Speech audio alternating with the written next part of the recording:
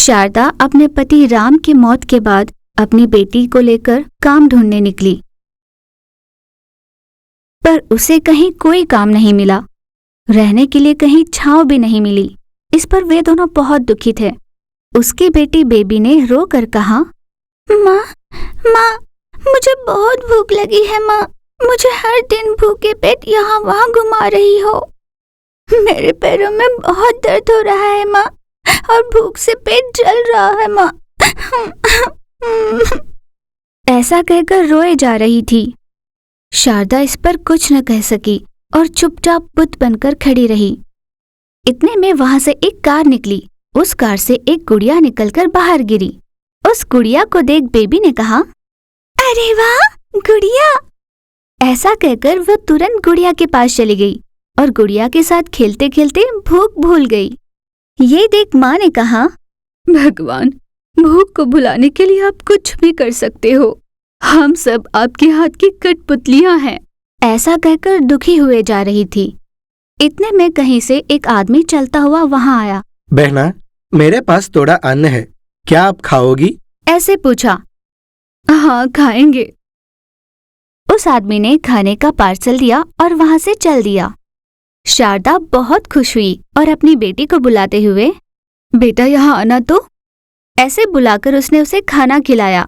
Baby ने खाना खाकर, माँ मुझे नींद आ रही है, उसने ऐसे कहा। उस पर शारदा ने उसे अपने गोदी में सुलाया और लोरी गाई। इतने में वहां से एक मुनि जी जा रहे थे।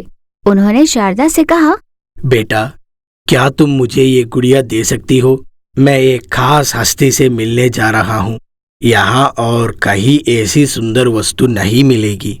जिनके पास मैं जा रहा हूँ वहाँ एक छोटी सी लड़की रहती है। मैं उसे ये भेंट में देना चाहता हूँ। इसके बदले में तुम जो चाहो वो दे सकता हूँ। ले लीजिए स्वामी जी, मुझे कोई उपहार नहीं चाहिए। एक समय का अन्न तो मिल गया, फिर भूख लगने का समय आ जाएगा। खाने के लिए कुछ हो तो दे दीजिए, बस और कुछ नहीं। ऐसे हताश होकर पूछा। ये सुन स्वामी जी को उस पर बहुत दया आई और उन्होंने कहा, ठीक है बेटा, मेरे मांगते ही तुम गुड़िया देने तैयार हुई। तुम्हें जरूर इससे बढ़कर मिलेगा। जो मैं कहूँ वो करोगी? हाँ बताइए स्वामी जी, करूँगी।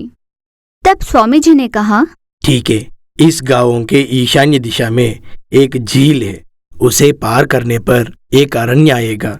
उसे पार करने पर पहाड़ी, उन पहाड़ियों में एक वृक्ष है। वो एक मायावी वृक्ष है। जैसे ही तुम वहां पहुंचोगी, तुम्हें देख वृक्ष तुम्हें जो चाहिए वो प्रदान करेगा। ऐसे कहा। उस पर उसने हाँ कहा। स्वामी जी उस गुड़िया को लिए वहां से चले जाते हैं। वो धीरे धीरे स्वामी जी के कहे रास्ते चलने लगी। कुछ दूर जाने के बाद स्वामी जी के कहे अनुसार उसे एक झील मिली। वो ये देखने लगी कि उसे झील पार करने के लिए कुछ मिलेगा क्या, पर उसे वहाँ कुछ न मिला। इतने में झील में बहते हुए पेड़ का तना उसकी ओर आया। वो उस पर बैठकर तैरते हुए आगे पहुंची। इस तरह वो झील के दूसरे किनारे पहुंची। वहां पहुंचने के बाद उसे जंगल मिला। जंगल में वो चलती चलती आगे बढ़ रही थी। पूरे रास्ते में कांटे भरे हुए थे। एक कांटा उसके पैर में चुभ गया। माँ, ऐसे कराह रही थी। पैर में लगे कांटे को निकालकर वो आगे बढ़ती चली गई। इस तरह वो 2 दिन चलती रही। खाने के लिए कुछ नहीं था। बेबी ने कहा, माँ हम कहाँ हैं? मुझे यहाँ बहुत डर लग रहा है। मुझे बहुत भूख लग रही है माँ, चलो ना हम गांव वापस चलते हैं।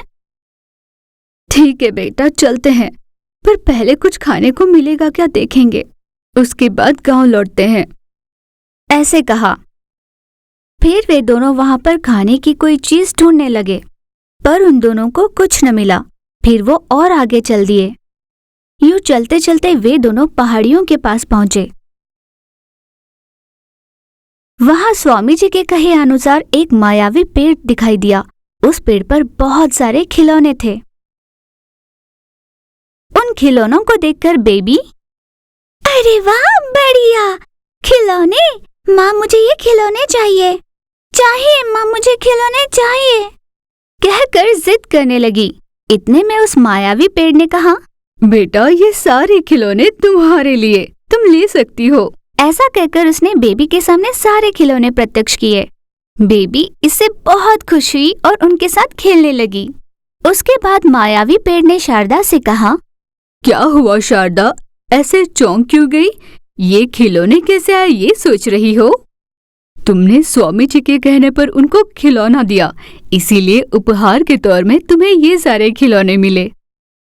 तुमने जिस समय यहाँ आने का निर्णय किया तभी से मैंने तुम्हें देने वाली चीजें तैयार करके रख ली।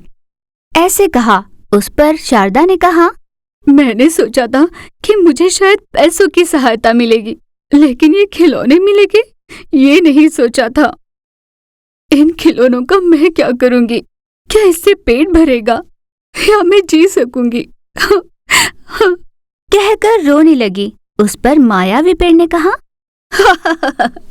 तुम मनुष्य सारे इतने भोले कैसे होते हो? पगली, इन खिलौनों को बेचकर तुम पैसे कमा सकती हो ना, और उन पैसों से अपना अच्छे से गुजारा कर सकती हो। देखो, ये एक मायावी पेड़ है और ये खिलौने बात कर सकते हैं।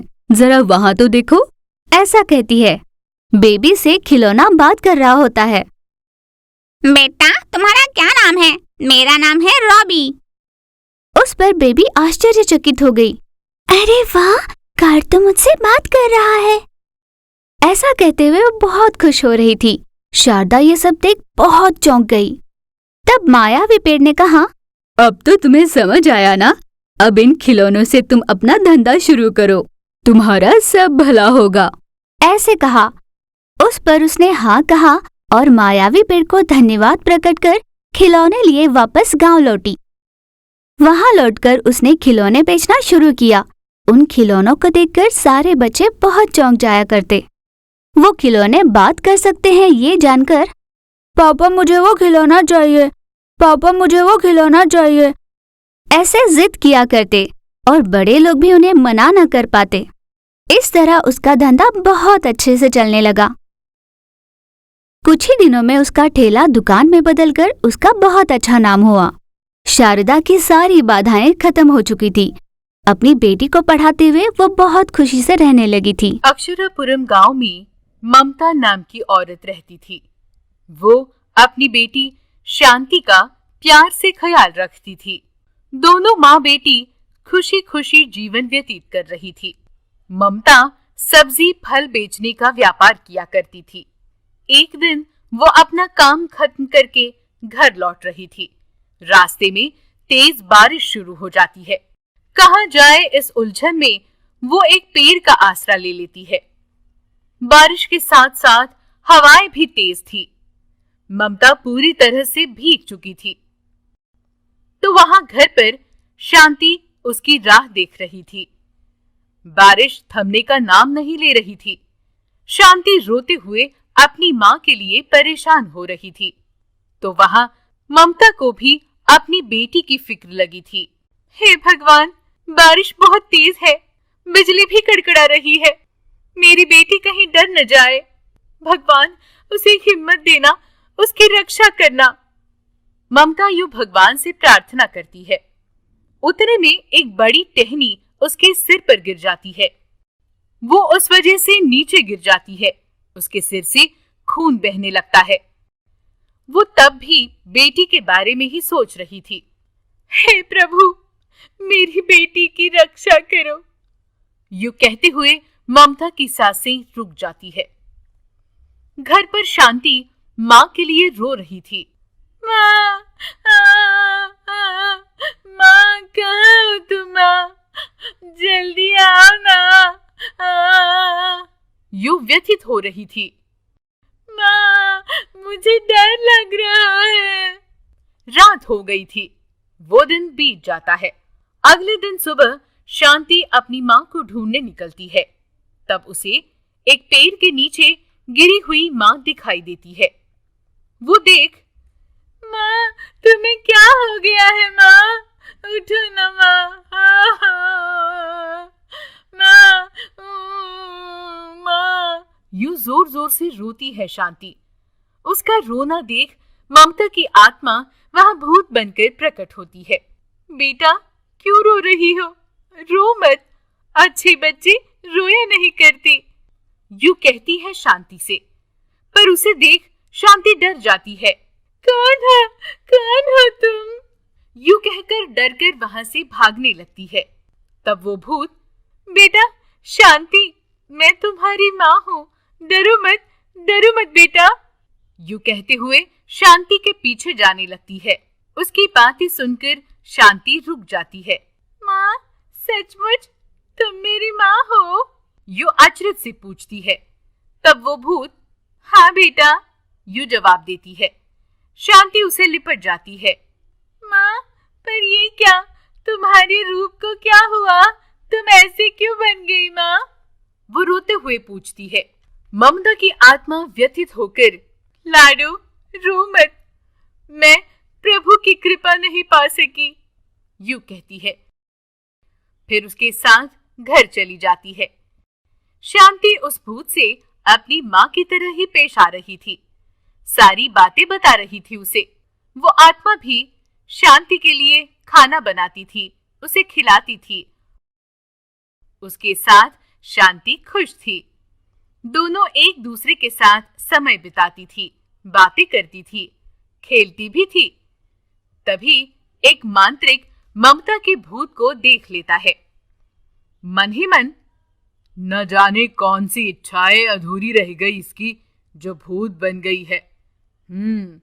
ऐसी आत्मा को अगर मैं बंदी बना लूं, तो अपनी मंत्र शक्ति से आने वाली पूनम की रात पूजा करके उसकी सारी अद्भुत शक्तियां मैं हासिल कर सकता हूँ।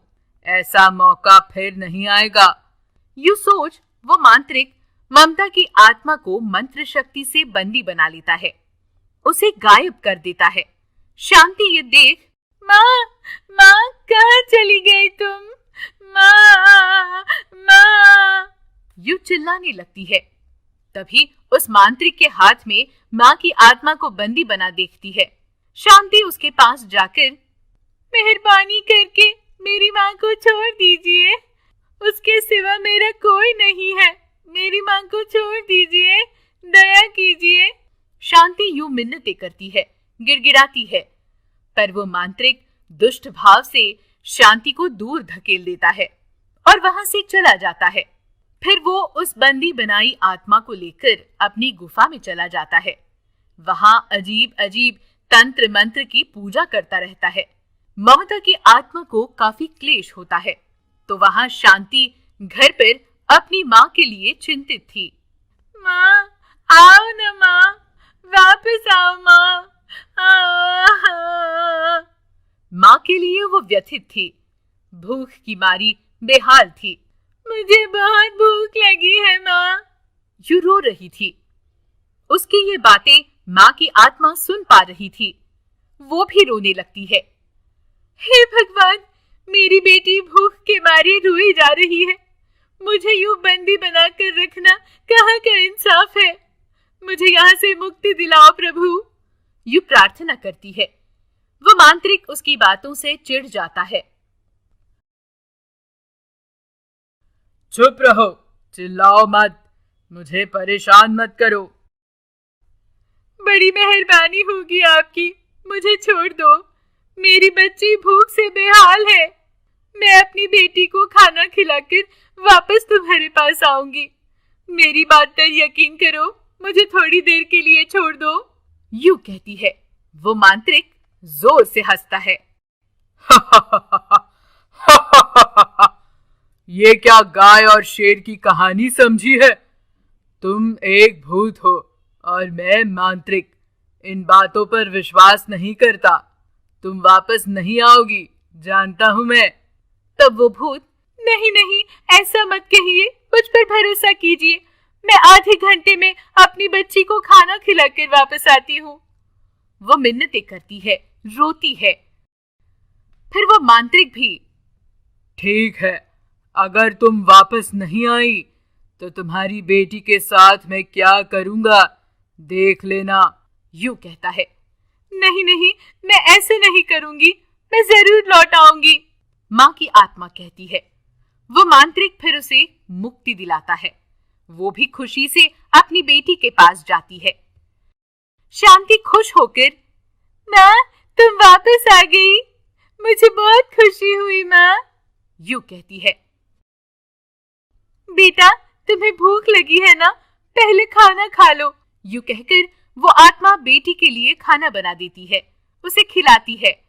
फिर शांति, माँ थोड़ी देर खेलो ना मेरे साथ, यूं कहती है। तब वो आत्मा, मेरे पास समय नहीं है बेटा, कैसे समझाऊं तुम्हें। ठीक है चलो थोड़ी देर खेलती हूँ, यूं कहकर वो शांति को कंधों पर बिठाकर उसके साथ खेलती है। उतने में वो मांत्रिक वहां आ जाता है।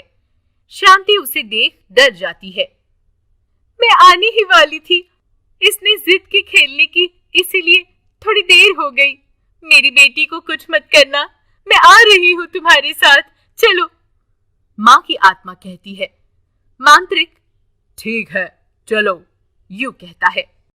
वो बेटी शांति से, बेटा मैं वापस आऊंगी या नहीं पता नहीं, पर तुम अपना ख्याल रखना, घर पर ही रहना, बाहर मत निकलना। दोनों एक दूसरे को गले लगाकर रोती है, दुखी हो जाती है। फिर वो मांत्रिक आत्मा को बंदी बनाकर अपने साथ ले जाता है। बच्ची रोती रहती है। माँ की आत्मा कहती है, हे भगवान, मेरी बेटी पर ये कैसी मुसीबत आई है, मेरी बेटी की रक्षा करो प्रभु। वो भी व्यथित होकर रोती है। वो मांत्रिक मंत्र शक्ति का प्रयोग करते हुए उसे वहीं बंदी बनाकर रखता है। कुछ दिन बीत जाते हैं। शांति बेचारी भूखी प्यासी परेशान थी। माँ की आत्मा बेटी के लिए भगवान से रोज प्रार्थना कर रही थी। उसकी व्यथा देख वो मांत्रिक, तुम यूं व्यथित रहोगी तो मुझे वो अद्भुत शक्ति हासिल नहीं होगी, तुम्हें खुश रहना होगा, यूं कहता है। मैं कैसे खुश रह सकती हूँ, आप ही बताइए। मेरी मासूम बच्ची को छोड़ मैं यहाँ बंदी बन गई हूँ, वो वहाँ भूख प्यास से बेहाल है। ऐसी स्थिति किसी भी माँ बेटी पर ना आए। भगवान ने मेरी जान तो ले ली, पर मेरी आत्मा बेटी को संभाल पाएगी, देख पाएगी, इसलिए मैं खुश हो गई थी। पर वो खुशी भी ज्यादा दिन टिक नहीं पाई। हर माँ अपने बच्चे का भला चाहती है, मैं भी वही चाहती हूँ, लेकिन मेरी बेटी वहाँ भूख प्यास से बेहाल है। ऐसा दुर्भाग्य किसी माँ के हिस्से में ना आए। यूं कहकर वो आत्मा जोर जोर से रोती है। मांत्रिक को भी उस पर दया आती है। वो उसे मुक्त कर देता है। फिर वो आत्मा खुशी से अपनी बेटी के पास चली जाती है। शांति भी अपनी माँ को पाकर खुश हो जाती है। फिर दोनों भी एक दूसरे का ख्याल रखते हुए एक दूसरे के साथ खुशी खुशी रहने लगती है।